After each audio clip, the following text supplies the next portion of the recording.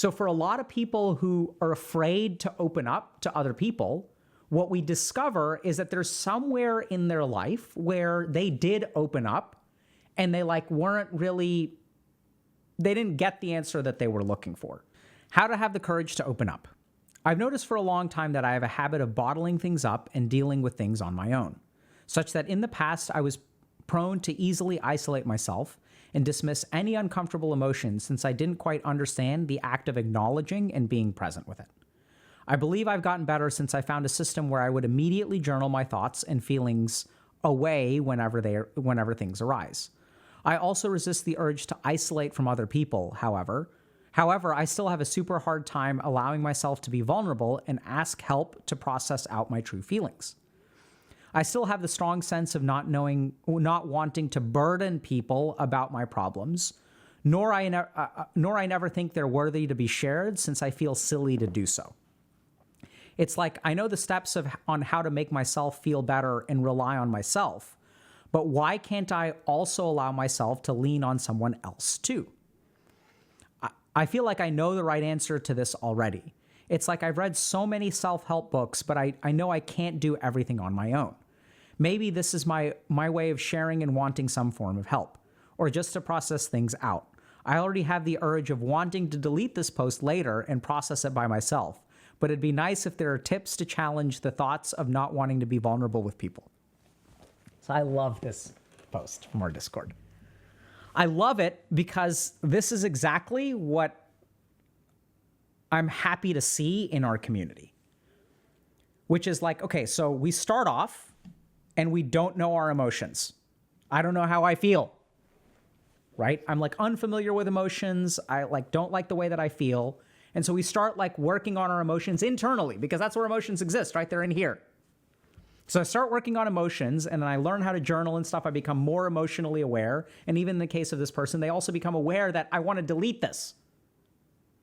But there comes a point where like, as we're exploring our emotions, there's like this very big divide. There's like a cliff of I'm totally fine exploring emotions by myself, but I can't lean on other people. I can't open up to other people. I can't burden other people. Right? It's all got to be by myself. And if we pay attention to this post, you may be similar in the sense that you're also thinking about like self-help books, right? How do I do this on my own? I become emotionally aware on my own, but I still can't open up to other people. So what do we do about this? So what I'm going to do is we're going to talk a little bit about why this happens. And we're going to share with y'all 5 things that you can do. And the 5th of which is quite revolutionary. The first 4 may be things that you've sort of thought of or worked on in some way. But it's really the 5th one that I think is going to like be quite different, okay? And it's going to completely reconceptualize how you think about this. The other cool thing is that the 5th one will help a lot because it'll transform the way that you think about this. So number 1 is be aware of your own emotions. So this person has already done this. So they've sort of recognized that in order to have a discussion with someone else about emotions, we have to be aware of what we're feeling, right? It's very hard to have a discussion with someone when we don't even know what we feel. That's actually part of the reason that we have discussions with people, by the way, is to figure out what we feel. But it starts with some amount of awareness of your own emotions. So like this person does, you can journal or something like that, but just start to like think a little bit about, okay, like what am I feeling right now? Is it physical? Is it mental? Where in space, like, am I feeling a negative emotion or a positive emotion? Why am I feeling this way? So you have to have some amount of awareness of emotions.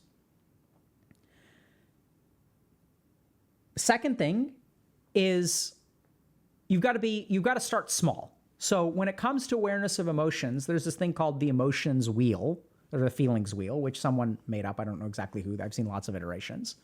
And so there are all kinds of like emotions, right? So we can figure out negative emotions, positive emotions. There's stuff like shame, anger. But in terms of anger, there can be all kinds of anger. There can be a sense of feeling betrayed. There can be self-loathing. There can be anger towards other people. There can be feelings of unfairness.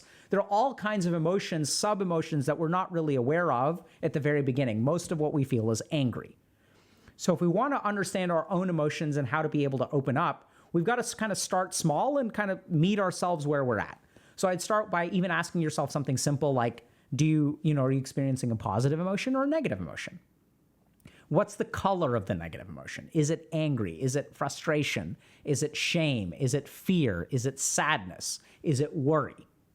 And this is where there's a tip I'll give you, which is that oftentimes frustration is the first thing that we feel, but frustration is usually an umbrella emotion that covers other emotions. So when I say I'm frustrated, like I'm frustrated by not being invited to parties. I'm frustrated that my friends always forget to invite me. But if you really dig underneath that, that's an umbrella emotion. What I really feel is like lonely. What I really feel is devalued, right? So there's a lot of stuff kind of under there. So start small, start wherever you are, and start to kind of dig in a little bit slowly. Okay? Other thing to consider when it comes to emotions and opening up is that when we feel some kind of negative emotion, we feel vulnerable. And when we feel vulnerable, we feel like hiding or isolating. This is like a primordial human response. Anytime we're vulnerable, we're going to feel like isolating, pulling back, because we don't want to show those kinds of things. Even in terms of if you look at like the anthropology, like anthropological perspectives on mental health, historically, we've hidden mental illness. Why do we have a stigma against mental illness? It's because for a long time, like historically, like when people are mentally ill, we sort of consider that a vulnerability. We sort of consider it shaming. And so we try to hide those kinds of things. So, it's okay to talk about positive emotions. Yeah, I'm happy today. I'm courageous. I'm a good person. This is a success. But when it comes to sadness and being angry and being frustrated and being ashamed, we oftentimes don't share those kinds of things and we feel like isolating. Now, there's a good reason for that. It's not just anthropological. It's not just historical. It's also because oftentimes when we share negative emotions, what's the response that we get? We paradoxically frequently get an invalidating response. Oh, I don't feel like I'm attractive. And then your friends, because they're your friends and they care about you, will say, oh, you're crazy. You're beautiful. How could you not feel attractive? You're so amazing. How could you be so stupid that you don't realize how beautiful you are? What is wrong with you? How can you be so idiotic? You're amazing and you don't even see it? So it's paradoxical, but oftentimes when we share negative emotions, oddly enough, people are actually quite devaluing. So that's where we sort of learn this. It's kind of weird. So when you're trained to become a psychiatrist and we learn how to talk to people who are suicidal, when someone says, I'm suicidal, what we sort of get trained in is not to say, oh, you're crazy. Like you have so much to live for. Don't you see that? It's to actually ask them, hey, what makes you suicidal? Like, help me understand why you're thinking about ending your life. And they'll say, well, my kids don't respect me. I'm losing my job. I feel like my wife and I are growing apart and it's only a matter of time before she divorces me. And then interestingly enough, sort of the right thing to say, sort of textbook wise, is to say, wow, I can totally understand why someone in your situation would feel the way that you do. Because it sounds like you're being separated from your family. It sounds like you're afraid of a divorce. It sounds like you care a lot about your marriage and you're afraid it's going to end. So we can be very validating, which is not usually how people respond to us when we share negative emotions. So there is this very natural instinct, and this is the third thing to understand, is that the instinct is to isolate, especially when we feel vulnerable. So the next thing that we can kind of look at is understanding why we have a fear of opening up in the first place. So for a lot of people who are afraid to open up to other people, what we discover is that there's somewhere in their life where they did open up and they they didn't get the answer that they were looking for. So sometimes we grow up in households where people are not very emotionally supportive, and it's actually very devastating to express emotions. So, for example, I remember when my dad passed away, all of the men from our social circle told me to be strong. And they're like, be strong, Alok, be strong, be strong, be strong. Now it's time for you to be strong, be strong, be strong, be strong. And I was like, I didn't really understand what that meant. I didn't understand what being weak in this situation, what does that mean? Right? Is that when people come over and I'm carrying a pitcher of water over to serve people who are visiting after my dad passed away, does being strong mean I'm going to fill up 4 pitchers and carry 4 pitchers because I'm going to be strong? Or does it mean, like, what does that even mean? So oftentimes, especially in my culture, it sort of means like, don't express negative emotion. So for people who have difficulty opening up, let's understand this. So if you are trying to open up to someone else and you feel afraid, where does the brain and the mind learn fear? Right? So we have some kinds of instinctive fears. So like human beings are instinctively afraid of like snakes, for example. But when it comes to interpersonal interactions, a lot of the fears that we have are based on our experiences. So if you want sort of understanding and you want power over your ability to open up, what you've really got to understand is, where does this come from? Where did you learn to be afraid of opening up? And as you sort of discover that, it can change your perspective in the moment, because then you realize, okay, like, I actually don't have a problem opening up to this person now. There's a part of my mind that is warning me based on the past that sometimes this hasn't gone well. So like, I acknowledge that now, like, my mind is on high alert and it's actually looking out for me. Once you recognize that that's what your mind is doing, it'll help you open up a lot. The last thing that we're going to talk about, and this is the one that's kind of bizarre, but will hopefully change your perspective completely. So when we look at this post on opening up, let's take a quick look. I want to point out a couple things to you. The first is how to have the courage to open up. So how does this person think about opening up? They think about it as a weakness that needs to be overcome, right? There's negative emotion right here. Second thing is, I have a strong sense of not wanting to burden people about my problems. And that's very common, right? I don't think they're worthy. So I don't want to burden another human being. So what I'm going to do is I'm going to journal. I'm going to become aware.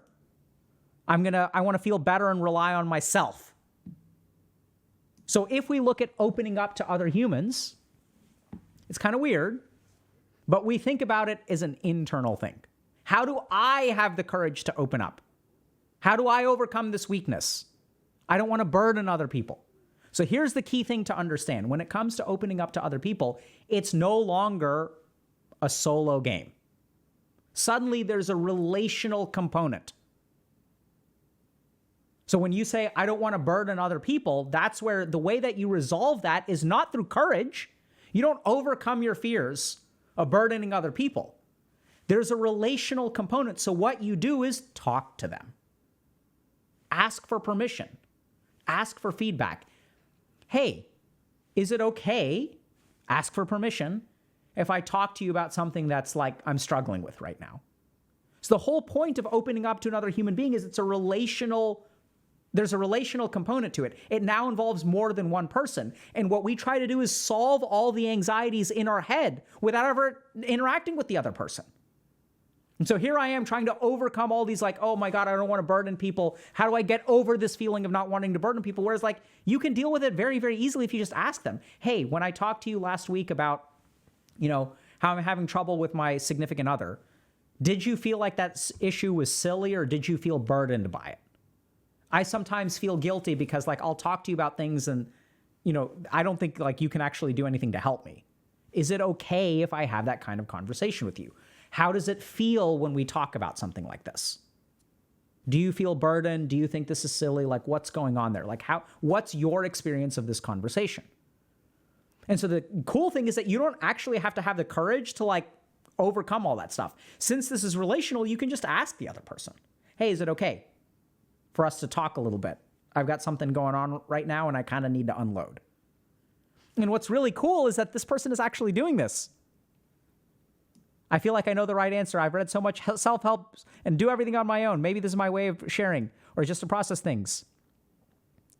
I already have the urge of wanting to delete this. Basically, this person is asking for permission on Discord. They're practicing it right here. Is it okay that I'm doing this? And so this is the key thing to really understand about having the courage to open up with other people, is that like at the end of the day, you don't have to figure it out all on your own. That's the whole advantage about having a relationship, is that you can ask for permission. And once they give you the green light, it'll do so much for your internal anxieties. Because anytime you're struggling to open up with someone, I don't know if this kind of makes sense, but you're struggling with two things. One is the thing that you want to talk about, and one is the additional emotional burden of like putting it on someone else. And so the reason it's so hard is because you're carrying both of these emotional burdens. There's not only the original thing, which is hard to deal with, there's like, now I've got to burden someone else with it. I got to feel silly, and there's all this other crap. And this is what actually gets in the way. And so by sort of asking for permission, by asking for feedback, by acknowledging that this is a relationship, by not trying to solve all this on your own, you can actually deal with this completely just by asking for permission. And then like you come over here and then you can share your thing. The cool thing is that when you do this, it actually can deepen your relationship, right? So that's where afterward, there should also be feedback from you. Hey, I really appreciate you talking to me last week. I felt a lot better. Thank you so much. So instead of feeling guilty, appreciate. And then say, hey, my door's always open. If there's anything that you want to talk about, I'm happy to listen. And then like now you've done something really cool, which is that you've crossed this bridge and then you've left it open for them to cross back. And that's how you deepen relationships. And as you form deeper relationships, it becomes easier to open up, right? So that's how to really get the ball rolling. So it's a really common problem that people have in terms of not having the courage to open up. And it starts with some pretty simple stuff, which is all internal, right? So having awareness of what you're feeling, being able to sort of identify, sit with what you're feeling, etc. Discovering kind of is starting really small, sort of discovering the source of discomfort, discovering where you learned that opening up is a bad idea. But the thing that's really going to be a game changer is that oftentimes as we open up, there's a relational component that we don't consider. We think that overcoming this fear of opening up is something I have to do on my own. But the whole point is that when we're opening up, there's a relational element to it. There's another human being, and they can help you with that. So ask for permission, ask for feedback, express appreciation. That'll make it way easier. Questions? Lesbian04 say, I'm so happy I discovered Dr. K a few days ago. Welcome, Lesbian04. Okay, this is a good question. The Legend of Mercurius is saying, how do we motivate someone else to open up when they seem closed off or isolated?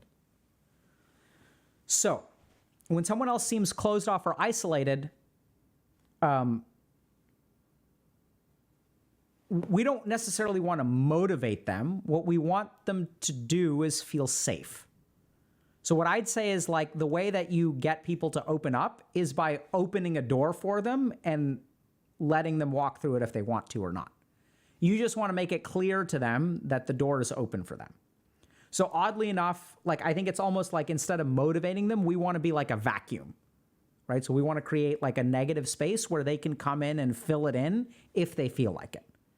So it's about making them feel safe as opposed to motivating them to open up.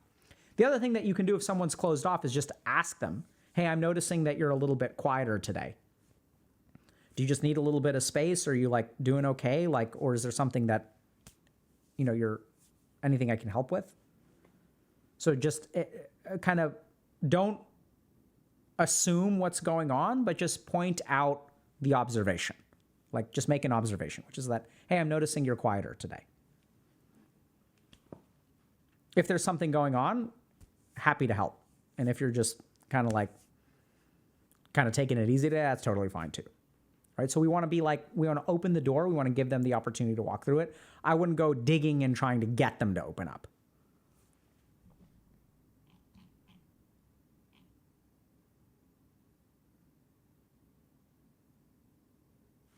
So Rockwell is asking, what if I don't ask for permission? If I open up, throw my stuff at someone else and only ask how they felt about it at the end? That's totally fine, right? So it's not ideal, but I think it's completely acceptable. So like if you unload on that, I wouldn't ask them right then and there. I'd actually circle back the next day and say, hey, I kind of opened up, in the future, like maybe I should check in with you before I do that. What was that like for you?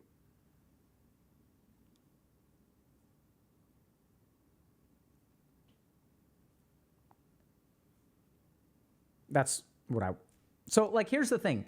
A lot of times when it comes to interpersonal interactions, we try to be perfect from the get-go, right? Like we try to be like, okay, I'm going to do A, B, C, D, E in this order and it's going to be perfect.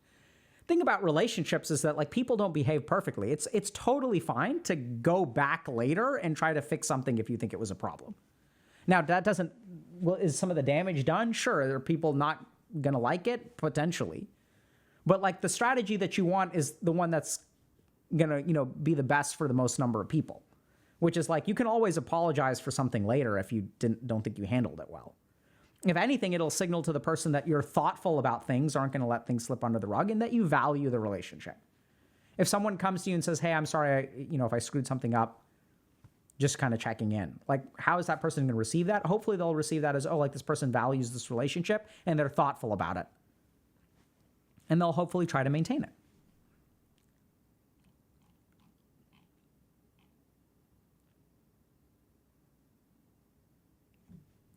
How do you deal with the guilt of shutting someone down who opens up too much with you? Great question. So I think that's where, how can I say this? So sometimes we have a friend who opens up too much. And we have to remember what the role of the relationship is. So if this is a friend, friendships tend to be reciprocal. And sometimes what happens is people who have emotional needs will get their emotional needs met through a relationship, which is part of what a relationship is, but sometimes it becomes a primary part of the relationship, or it becomes, this is what's more devastating, the primary way we get our emotional needs met. So I'll give you all just a simple example. I've worked with some people who are kind of like codependent, or at least one person is dependent. And so this person has a strong feeling of loneliness, right? I'm terrified of being alone. And so what they can do is actually smother their partner, because then their romantic partner is not just a romantic partner. The romantic partner has the burden of solving my loneliness. And once I place that burden on them and they set any kind of limits with me, they're going to feel guilty. Because now if they say no to me, now I'm feeling alone. Whereas the real problem is that the romantic partner is there to alleviate some amount of loneliness. But when it comes to our own emotional needs, another human being is not responsible for all of them. And so if you're shutting someone down who, is opening up too much to you, that's where you've got to start thinking a little bit about your own emotional needs and what's the limit of this relationship. And it's okay to have a boundary around that and still care about the person. This is what's really confusing to people, is a lot of times people will feel guilty for setting a boundary. So I care about my patients a lot. We do a lot of really, really deep work together, but I also don't invite them over for Christmas because that's not appropriate. And some of them are alone during Christmas. And do I feel a little bit guilty for that? Yes. And at the same time, there's like a boundary between, my family and my patients, even though I care about them both.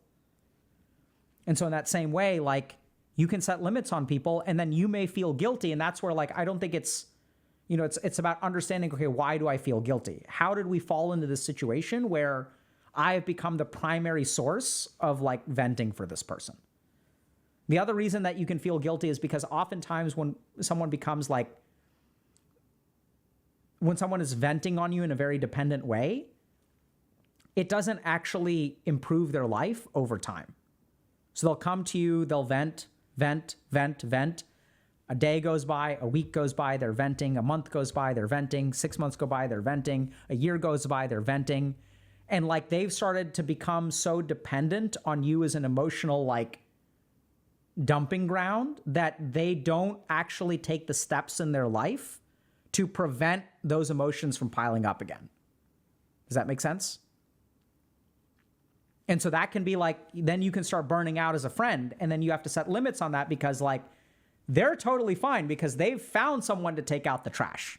So they keep on accumulating single-use plastics at an astronomical rate because they've got you coming to their house every day and emptying the trash. And then if you don't show up to empty the trash, then their house fills up with trash. And then you feel guilty because you've somehow stepped into the role of being responsible for keeping their house clean.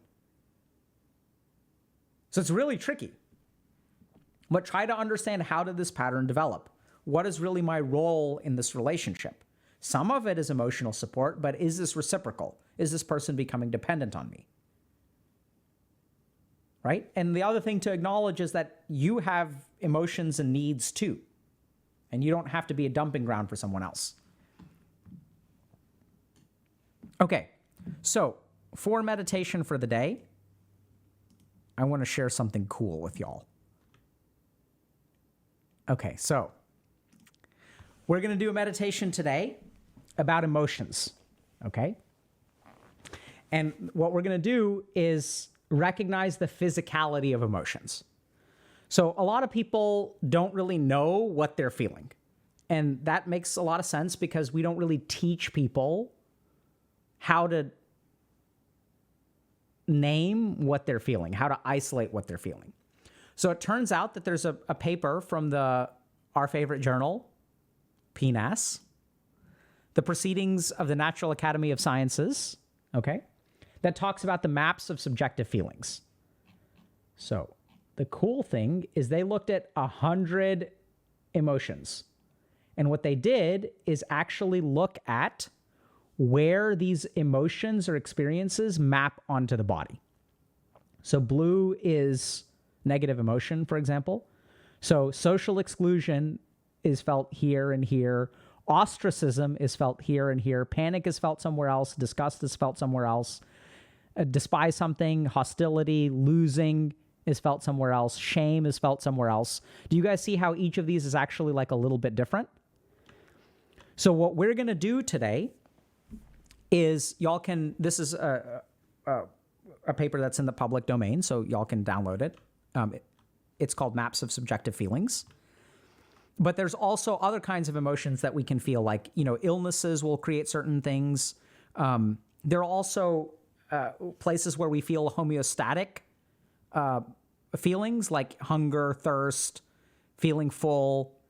And then there's some like other weird things like being dazzled, sleeping, vitality, urinating, forgetting. Where do we feel forgetting in our body? Where do we forget in our body? There are cognitive experiences as well. There are positive emotions, like where's laughing, where's happiness. So laughing is more in the belly. Happiness is more in the heart. Pleasure is actually more in the head. Love is also like more diffusely through the heart. Sexual arousal is, I guess, not surprising, in the loins. Where do we feel longing for? Social longing. So all of these things, there's actually been a study where they've mapped this to a particular part of the body. Like, that's pretty cool, right? So what we're going to do is actually combine this with a meditation. So what I want y'all to do the next time you're trying to understand something about emotions, what I want y'all to do is adopt a meditative posture and notice where in the body you feel the emotion. So there are two ways to do this practice. One is when you're feeling emotional, if you can actually take a break and do a quick meditative practice, what I do is sit up straight, okay? Back straight, neck straight, head straight. We're going to close our eyes, and we want to be careful here because we don't necessarily want to do a whole lot of controlled breathing, because there's evidence that shows that breathing is associated with the alteration of emotion. This is why we'll sort of tell people to take 3 deep breaths and things like that. So we want to be very careful about controlling our breathing. So we don't actually want to breathe deep. We just want to close our eyes and notice whatever sensations arise as we feel a negative emotion. So this is going to be tricky because when you close your eyes, the first thing that you're going to want to do is breathe. So if you find that closing your eyes alters your breathing, you can actually open your eyes and just focus on the sensation. So try to really do a scan from the top of your head to the bottom of your feet.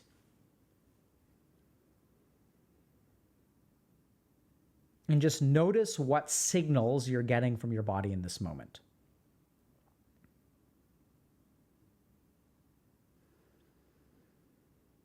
And then we'll also go into the second way to do this practice, which is if you're not feeling emotional in the moment, you can recall a period of time, hopefully recently, where you felt very emotional, and really try to remember what it was like to be in that moment.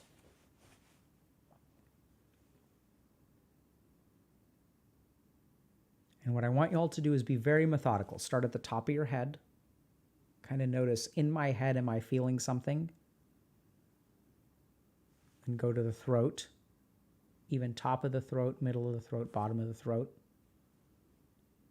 Move to the chest. And try to notice, is it more on the left or the right? Is it more on the outside of the chest or more centrally? You feel it more in the front or in the back?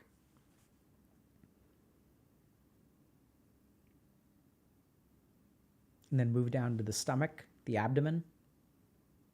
And where do you feel it in the abdomen?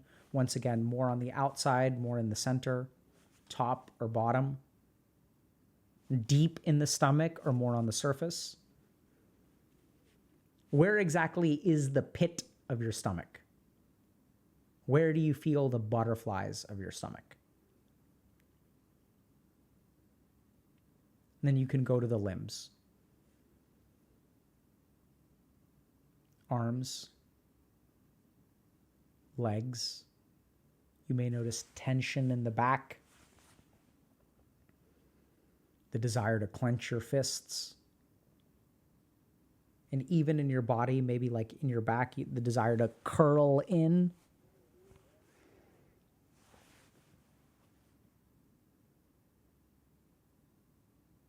Just notice where you scan your body and try to find whatever feeling you can put your hands on. And remember, you don't have to figure out what the feeling is. Just scan the body.